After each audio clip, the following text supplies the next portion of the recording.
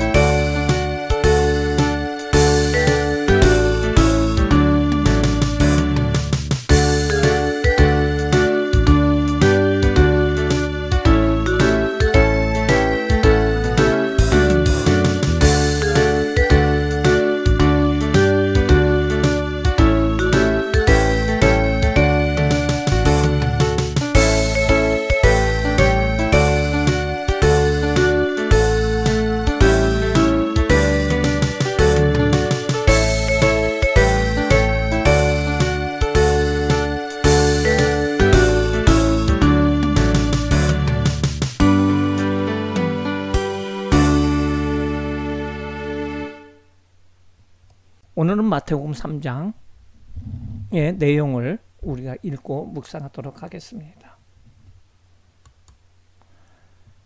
1절서부터 12절까지는 광야에서 외치는 세례요한의 모습을 볼 수가 있습니다. 그때 세례요한이 이르되 유대 광야에서 전파하여 말하되 회개하라 천국이 가까웠느니라 하였으니 그는 선지자 이사야를 통하여 말씀하신 자라. 일렀을 때 광야에 외치는 자의 소리가 있어 이르되 너희는 주의 길을 준비하라. 그가 오실 길을 곧게 하라 하였느니라.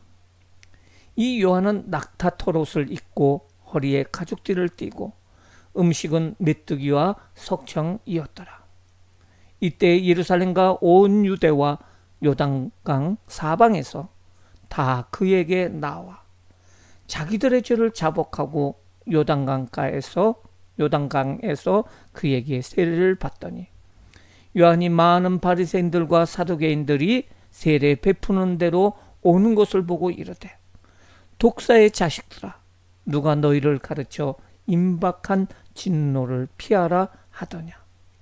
그러므로 회개에 합당한 열매를 맺고 속으로 아브라함이 우리 조상이라고 생각하지 말라. 내가 너희에게 이르노니 하나님이 능히 이 돌들로도 아브라함의 자손이 되게 하시리라. 이미 도끼가 나무 뿌리에 놓였으니 좋은 열매를 맺지 아니하는 나무마다 찍혀 불에 던져지리라. 나는 너희로 회개하게 하기 위하여 물로 세례를 베풀거니와 내 뒤에 오시는 이는 나보다 능력이 많으시니 나는 그의 신을 들기도 감당하지 못하겠노라. 그는 성령과 불로 너희에게 세례를 베푸실 것이요 손에 키를 들고 자기의 타작마당을 청하게 하사 알곡은 모아 곳간에 들이고 쭉정이는 꺼지지 않는 불에 태우시리라. 오늘 이 말씀은 세례 요한이 복음을 전파하는 모습을 볼 수가 있습니다. 누가? 바로 세례 요한입니다. 그는 바로 이사야가 구약 성경에 예언한 외치는 자의 소리였습니다. 오늘 말씀에 보면은 그에 대해서 자세히 나오고 있어요. 그러면서 그 세례 요한에 대해서 이야기를 하기를 유다 광야에서 전파를 하는데요. 뭐라고 전파를 합니까? 회개하라 천국이 가까웠느니라 라고 전파하는 모습을 볼 수가 있어요. 그는 이사야서에 나오는 말씀하신 광야에 외치는 자의 소리를 광야에서 외치는 자의 소리라고 이야기를 하고 있어요. 그러면서 그는 주의 길을 준비하라. 그가 오시는 일을 곧게 하라고 이 이사야서의 광야에서 외치는 소리에 대해서 설명을 하고 있는데 그 광야에서 외치는 자의 소리, 다른 성경에서는 엘리야라고 나옵니다. 그 소리가 바로 세례 요한이라는 것입니다. 이 세례 요한은 모습이 어땠습니까? 낙타토롯을 입었고요. 허리에 가죽띠를 띄었고요. 음식은 메뚜기와 석청이었어요. 그런 외관을 가지고 있습니다. 보시면은요, 세례 요한의 모습은 낙타토롯, 가죽 허리띠, 메뚜기와 석청. 꿀 하면은 돌에서 나는 꿀인데요. 이 꿀 하면은 이 고급 식품 아닙니까? 그 당시에는 먹을 것이 없기 때문에 이 광야에서 메뚜기를 잡아먹고 그리고 돌 틈에 있는 곳에 올라가서 벌들이 만들어 놓은 꿀을 따먹는 아주 비참한 생활을 하였다는 것입니다. 어디에서요? 유다 광야에서. 그리고 외친 말이 있습니다. 회개하라 천국이 가까웠느니라. 광야에서 이렇게 외치고 그리고 어디로 가느냐? 요단강으로 갑니다. 그래서 많은 사람들에게 세례를 베푸는 모습을 볼 수가 있습니다. 오늘 보면은 이때의 예루살렘과 온 유대와 요단강 사방에서 다 그에게 나옵니다. 그리고 자기들의 죄를 자복하고 요단강가에서 그에게 세례를 받게 됩니다. 요단강가에서 세례를 베푸는 요한입니다. 사방에서 요단강가로 사람이 모입니다. 예수님이 오실 이 당시에는 400년 동안 그 이전 400년 동안 아무런 선지자도 나타나질 않아요. 침묵의 시간이었어요.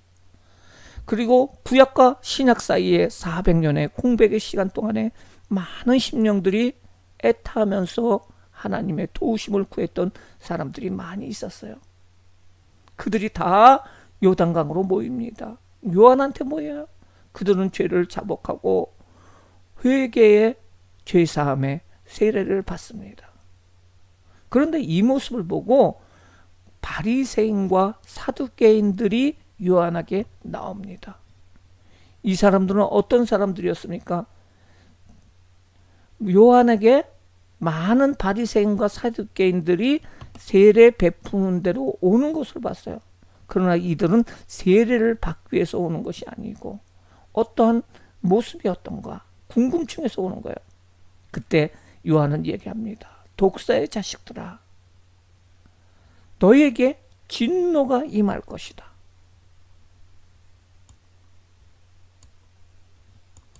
그렇습니다. 많은 바리새인과 사두개인이 요한에게 나왔을 적에 요한은 책망합니다.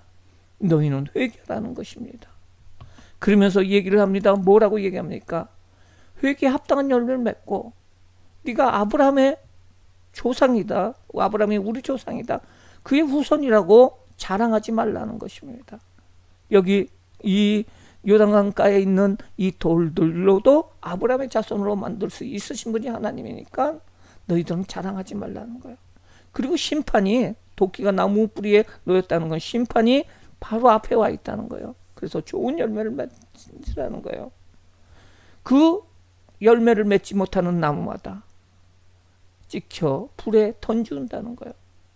그래서 회개하기 위해서 물로 내가 너에게 세례를 베풀지만은 내 뒤에 오시는 분이 있다는 것이에요. 그래서 그는 성령과 불로 너에게 세례를 베풀실 것이다. 신앙을 자랑하지 말라. 회개치 않으면 심판을 받는다. 내 뒤에 오시는 분이 더 크신 분이 있는데 그분은 너희를 완전히 심판하시는 분인데 나는 물로 세례를 베풀지만 그는 성령과 불로 너희에게 세례를 베푸실 것이다 라고 이야기를 하고 있습니다. 그리고 손에 키를 들고 자기의 타작마당을 정하게 해서, 그 당시에 어떤 곡식들을 타작을 할 적에, 지금은 타작기가 있어가지고 자동으로 껍질을 밀이나 그렇지 않으면 보리에 껍질을 까지만은 그때는 키라는 것으로 해서 어떤 사람들이 일일이 키를 들고 그 타작마당에서 알곡과 쭉정이를 고릅니다. 키를 흔들면은 그 쭉정이들은, 겉에 있는 쭉정이들은 바깥으로 나가고 알곡들은 안으로 모여들게 돼요. 그래서 알곡은 모아 곶간에 들이고 쭉정이는 꺼지지 않는 불에 태우리라고 얘기를 하고 있어요. 심판을 하신다는 것입니다. 내 뒤에 오신 더 크신 심판주가 오신다고 오늘 성경은 말해주고 있어요. 이때 예수님이 오십니다. 그리고 예수님이 세례를 받으십니다. 13절서부터 17절 말씀입니다. 이때 예수께서 갈릴리로부터 요단강에 이르러 요한에게 세례를 받으려 하시니 요한이 말려 이르되 내가 당신에게서 세례를 받아야 할 터인데 당신이 내게로 오시나이까? 예수께서 대답하여 이르되 이제 허락하라. 우리가 이와 같이 하여 모든 의를 이루는 것이 합당하리라 하시니 이에 요한이 허락하는지라. 예수께서 세례를 받으시고 곧 물에서 올라오실 때 하늘이 열리고 하나님의 성령이 비둘기같이 내려 자기 위에 임하는 것을 보았더니 하늘로부터 소리가 있어 말씀하시되 이는 내 사랑하는 아들이요 내 기뻐하는 자라 하시니라. 이것이 요단강입니다. 실제 요단강 모습인데요. 그곳에서 세례 요한이 세례를 베풀고 있었습니다.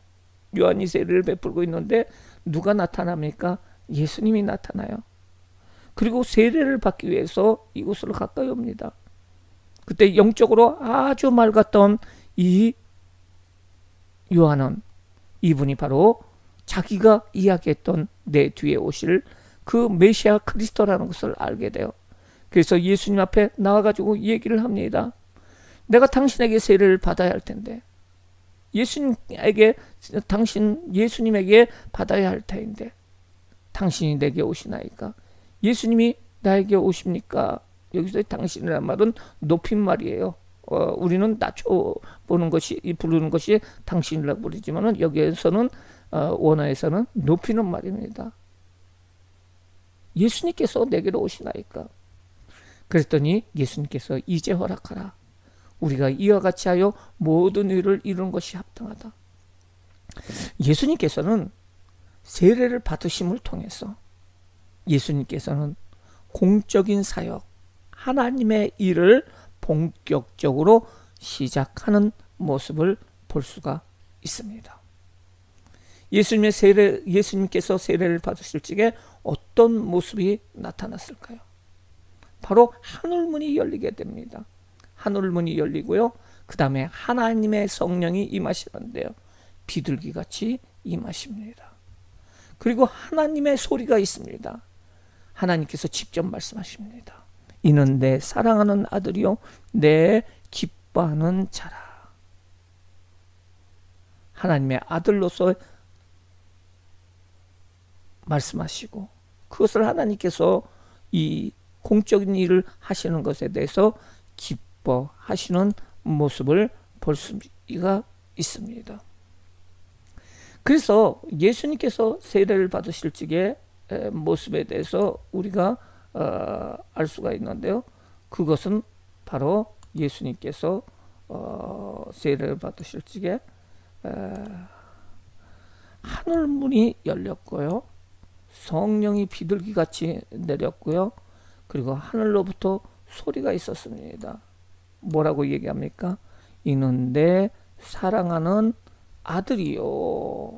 그리고 내 기뻐하는 자라. 이런 말씀이 있었습니다.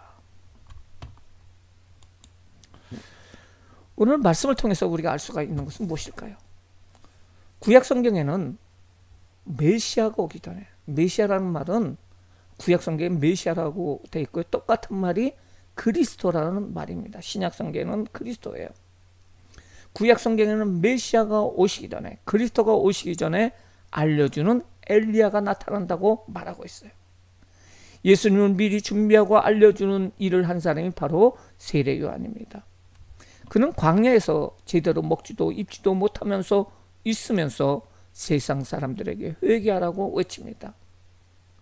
마치 어떤 왕이 나타날 적에 그 앞에 신하들이 먼저 가가지고 임금님이 오시니까 너희들 엎드려라 엎드려라 외치는 것처럼 바로 메시아 대신 예수 그리스도를 외치는 사람이 바로 세례 요한이었습니다. 그때 많은 사람들이 광야로 모이게 되고요.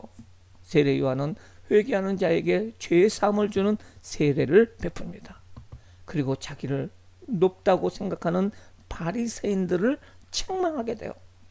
그리고 요한은 나는 아무것도 아니다. 그를 높이는 사람들에게 나는 아무것도 아니다.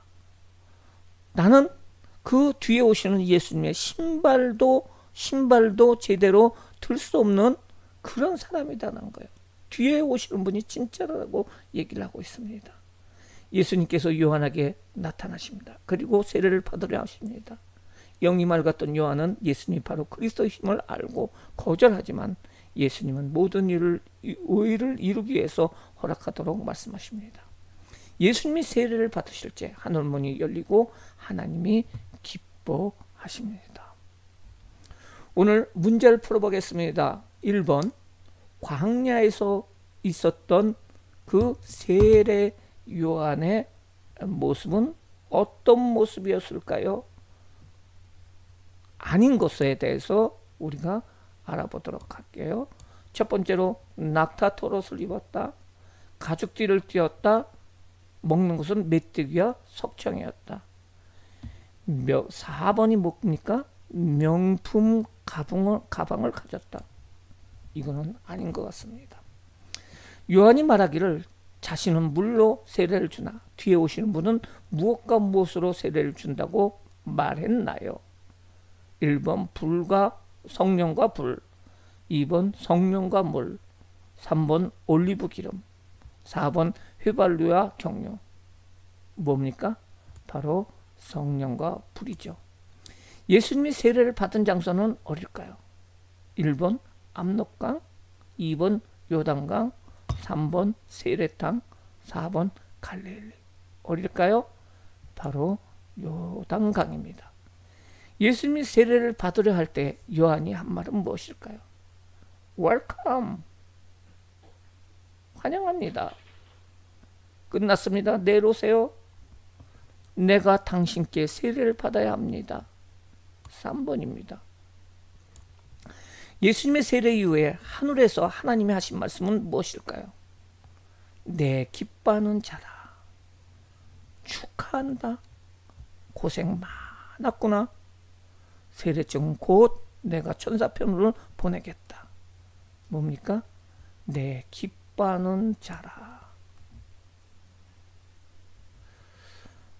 오늘 이 말씀을 통해서 우리가 묵상을 합니다.